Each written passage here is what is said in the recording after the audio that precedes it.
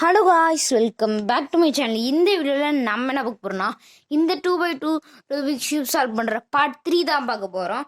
Already நம்ம part 1 part 2 போட்டிருக்கோம். Part 1 full Rubik's cube என்டையராக எப்படி சால்வ் பண்ணுறதுன்னு போட்டிருந்தோம். ஆனால் நம்ம அதில் என்ன பண்ணியிருப்போம்னா, இருங்க நான் ஃபஸ்ட்டு இதை ஸ்க்ராம்பிள் பண்ணிக்கிறேன்.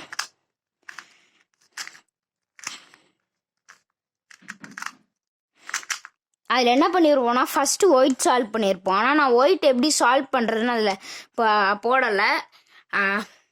என்ன பண்ணணும்னா, ஃபஸ்ட்டு நம்ம என்ன சொன்னேன் பார்த்தீங்கன்னா, நம்ம ஒயிட்டு ரெட்டு ப்ளூ இருக்கிறத சைடு எடுத்துகிட்டு ரெட் இருக்க சைடு எடுத்து இங்கே கொண்டு போகணும். இது டேரெக்டாக கொண்டு போயிடலாம். ஆனால் இப்போ கீழே இருக்கிறத மேலே கொண்டு போனால் ஃபஸ்ட்டு கீழே இருக்கி 2 டைம்ஸ் ரொட்டேட் பண்ணிங்கன்னா ஆப்போசிட்டில் வந்துடும். இப்போ இங்கே இருக்கிறத மேலே கொண்டு போகணுன்னா நம்ம hide and seek formula use பண்ணணும். ஆக்சுவலாக இப்போ டேரெக்டாக கொண்டு போயிடலாம்.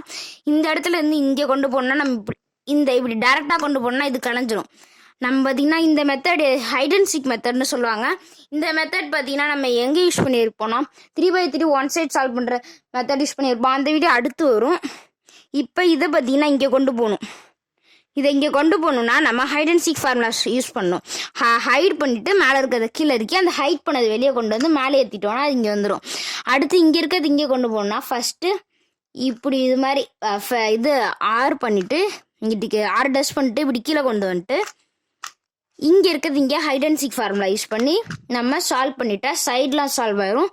இதுக்கப்புறம் கீழே பார்த்தா RU RSU RUU RSU RU RSU RUU RSU RU RSU RUU RSU.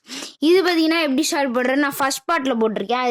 அதில் பார்த்தீங்கன்னா அந்த 2 ஃபார்முலா டீட்டெயிலாக எக்ஸ்பிளைன் பண்ணியிருப்பேன். அந்த வீடியோ பார்க்கலாம், கீழே டிஸ்கிரிப்ஷனில் லிங்க் இருக்குது. அதை பார்த்துட்டு பார்ட் 3 பாருங்கள், அப்போ தான் உங்களுக்கு புரியும். வீடியோவில் தான் பாருங்க. நன்றி, பாய்.